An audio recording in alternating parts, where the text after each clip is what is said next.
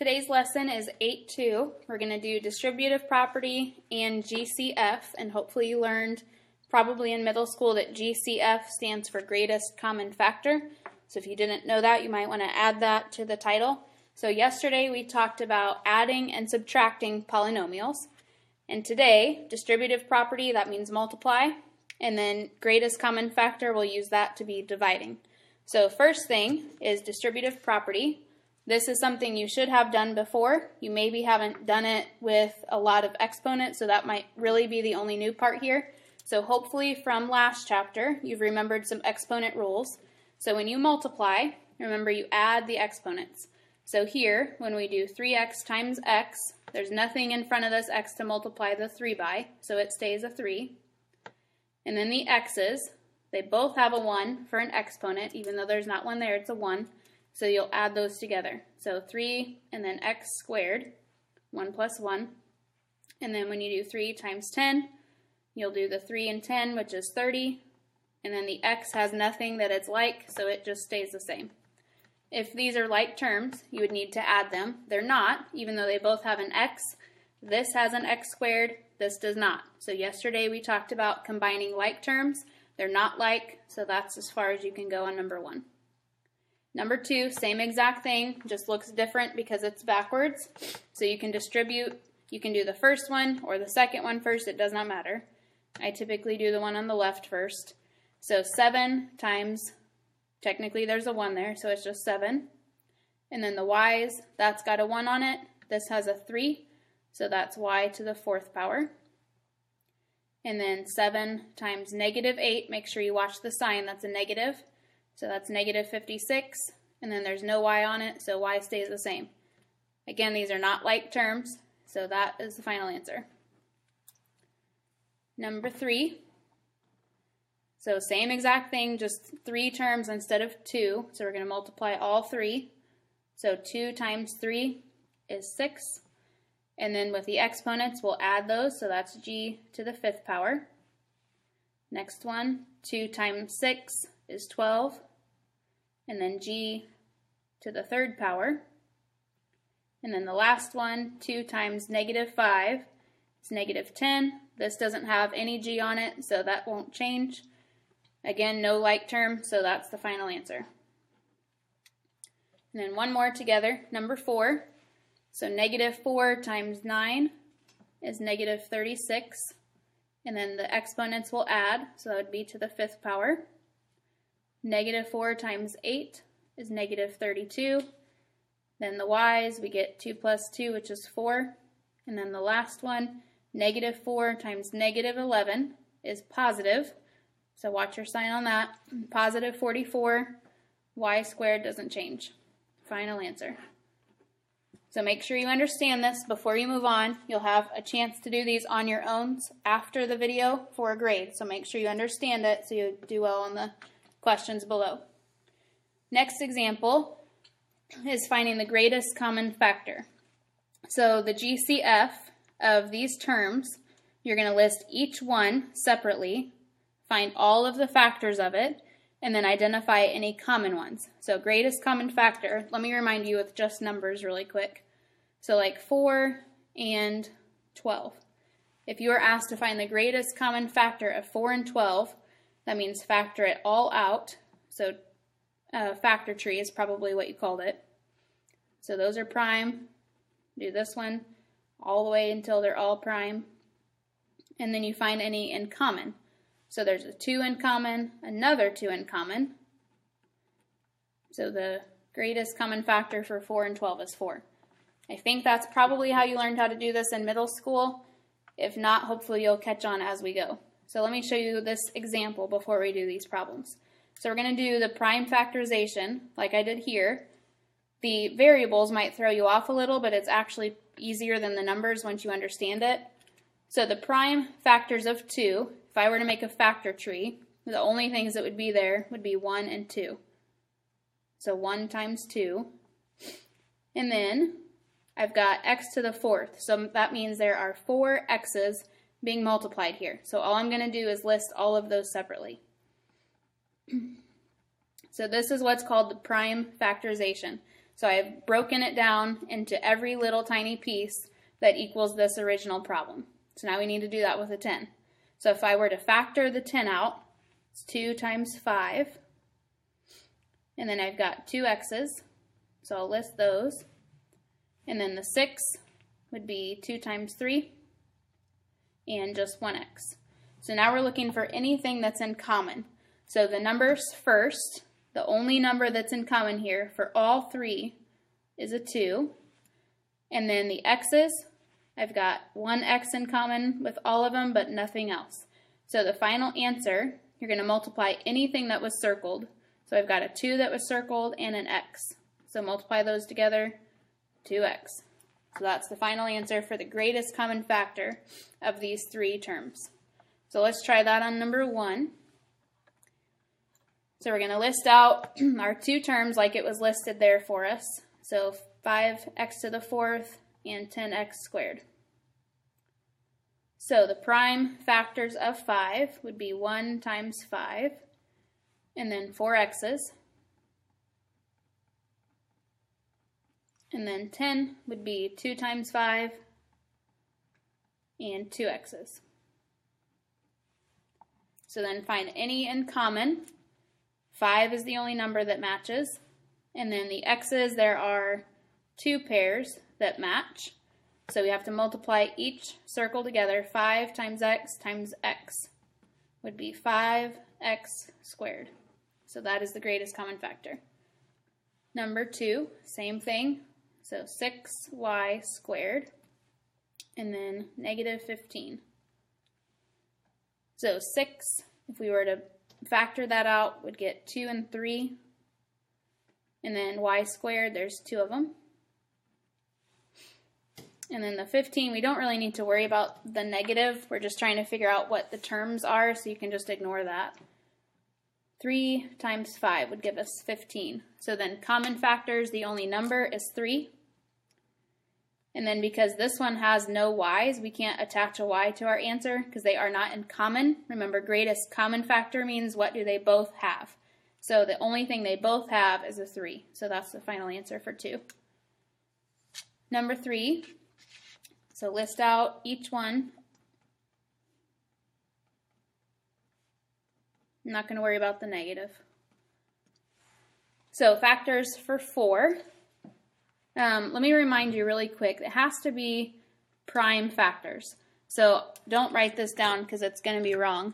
I cannot put 1 times 4 here because 4 is not a prime number. So if you were to put a number down that's not prime, you need to erase that and factor it out. So instead of 4, it should be 2 times 2. You don't have to put the 1 because everything would have a 1 in it. So really all you need to put here is 2 times 2. So make sure every number you list is prime. If it's not, you need to break it down a little bit more. And if you're having trouble with that, you might need to make a factor tree. You don't have to do that if you can do it in your head. So then we've got 7 x's.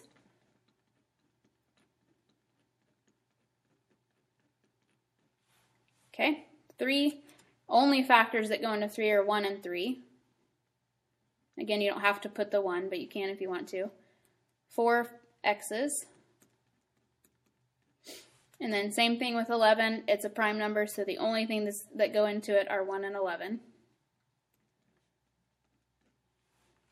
So in common, 1 is always in common, even though I didn't write it up here, so don't worry about 1s. There's not a 2 in common, there's not a 3, not an 11. So that means there are no common numbers for these 3, so that is possible to happen. And then the x's, there's only one thing in common, just 1x. So the final answer is just an x. So let me give you a situation that might happen. If this happened to be just an 11, and there was no x here, there wouldn't be any x's in common, there wouldn't be any numbers in common. So the only thing that really matches, even though I didn't list it up here, is a 1. A 1 is always a common factor. So if you can't find anything, the final answer is just 1. So make sure you understand that. You'll have a chance to practice a couple of those on your own after the video. We've got one more example. So this starts out the same exact way, but we have an extra step. And I don't know if you learned how to do this in middle school or not, so this might be kind of new. We're going to do several problems so that you get the hang of it. So the very first thing we're going to do is find the greatest common factor, exactly what we just did. So 4x squared and a 6. So 4, the prime factors are 2 and 2, and then we've got 2 x's. And then 6, 2 times 3.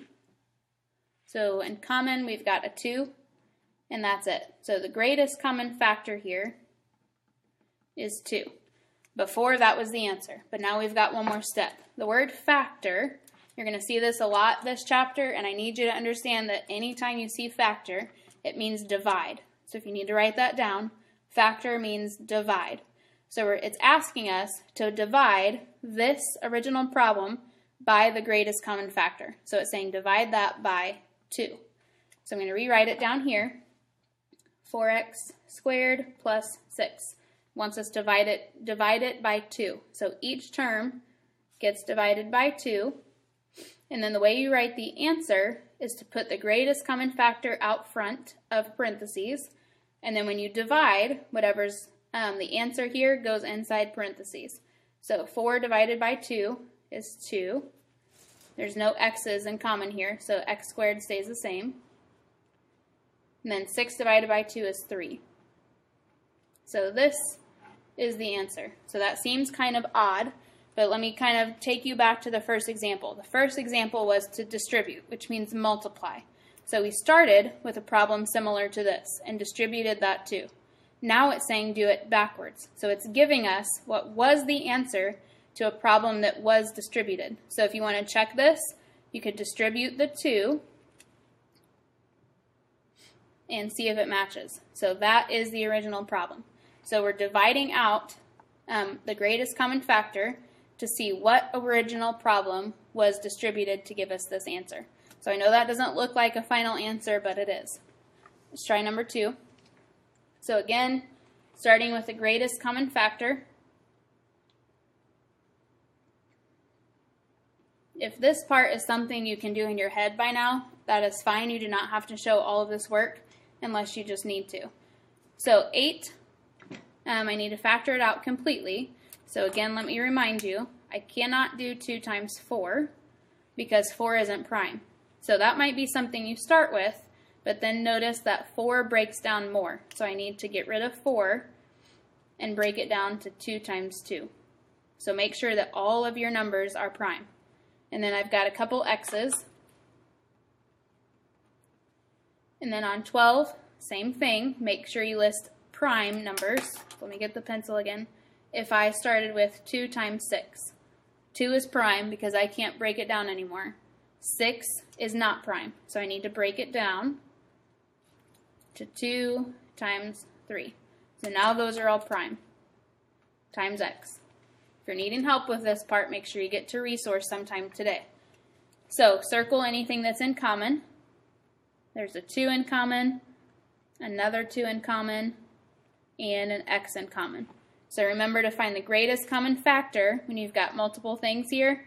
Multiply each circle together. So I've got a 2 times a 2 times an x. So the greatest common factor for this one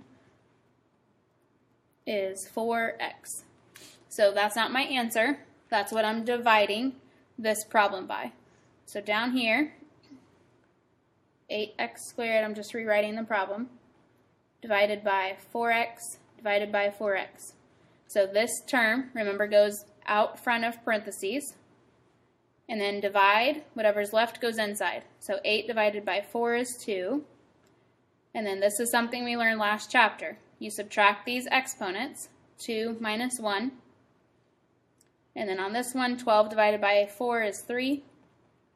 And then the x's, if you were to subtract 1 minus 1, it's 0, so those just cancel out. So final answer for number 2. Again, you can distribute that if you want to check it. Number 3, so 7x to the 5th. Again, you can ignore the negative for now when we're factoring.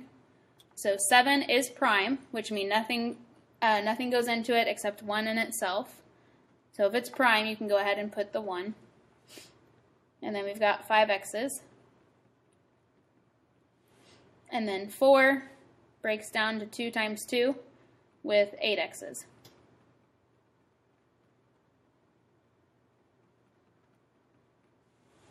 Okay, so no numbers in common, but the x's, we've got 2, 3, 4, 5 in common. So if you were to multiply each one of those x's together, x times x times x times x times x, there are 5 of them. So the greatest common factor for this is x to the 5th. So it is possible that you won't have a number in common, that's fine. Just make sure you've double checked, make sure every number is prime before you decide that that's your greatest common factor. So now we're going to divide that out. So 7x to the 5th minus 4x to the 8th divided by x to the 5th. So again, the greatest common factor goes in front. And then divide. So 7 divided by a 1 is 7. And then subtract the exponent, so these cancel out. Minus, so make sure you include that sign there, that's where we take care of it. And then 4, and subtract the exponents, so x to the 3rd power. Final answer. We've got a few more to do together. Hopefully you're starting to get the hang of it a little bit. So this one is 3 terms, same exact type of problem. We just have 3 terms to make a list of for the greatest common factor, and then we'll divide it out of all 3. So 8x to the 5th, 4x to the 3rd, and 6x squared. So the 8, again, make sure you factor into prime numbers. So if you do 2 times 4, make sure you break the 4 down into 2 times 2. And then we've got 5 x's.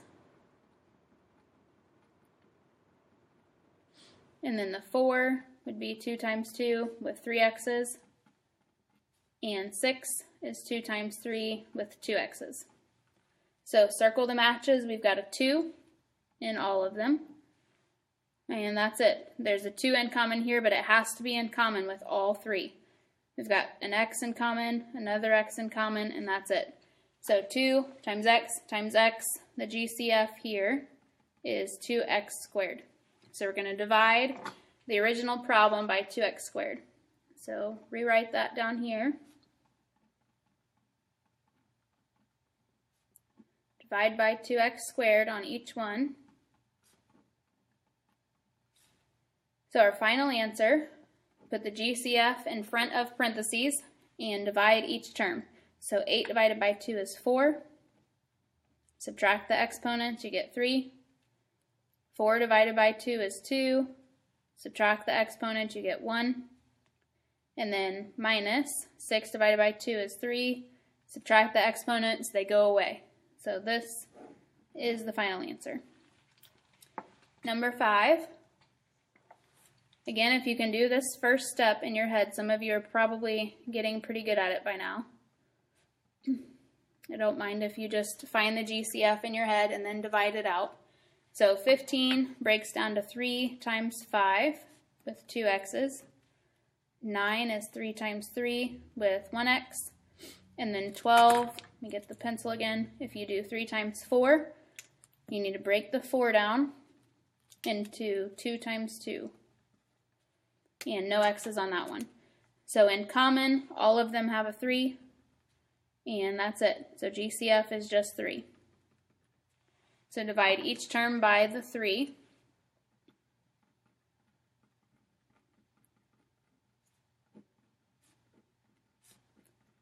GCF goes in front. And then 15 divided by 3 is 5. X squared stays the same because there's no x here to subtract it from. Minus 9 divided by 3 is 3. X stays the same. And then 12 divided by 3 is 4. Final answer. We've got one more. So GCF first. 4x to the 3rd, x squared, 7x. So the 4 breaks down to 2 times 2. And 3 x's. No number here, so it's just 2 x's. And then 7 is prime. So 1 times 7 with 1x. So no numbers in common. We do have an x in common, and that's it. So just the GCF is x. So divide the whole thing by x, 4x to the third plus x squared minus 7x, all divided by x. So the final answer, x goes in front, 4 stays the same because there's just a 1 here. Subtract the exponents, you get x squared. This one, subtract the exponents, get x to the first. And then this last one, x's are exactly the same, so they cancel out, and we're left with a negative 7. So final answer. Again, you can always distribute these to check your answer, and it should be back to the original problem. So for the rest of the class time, you have some problems to answer in the form below, and they are worth for grade, so make sure you do your best. If you have class time when you're finished, you need to ask for the homework and spend the rest of the time working on that. Tomorrow or Monday, we'll have another lesson. I will not be here again, so you'll have a video. Tuesday, when I come back, we'll have an activity to do in class, so hopefully, if this has been a little bit confusing to you, you get to resource, or I can help you on Tuesday when I get back. But do not let it pile up, because it will be very hard to learn several lessons all in one day. So again, make sure you ask your sub for your homework now, after you've finished the questions, and then spend the rest of the time doing that.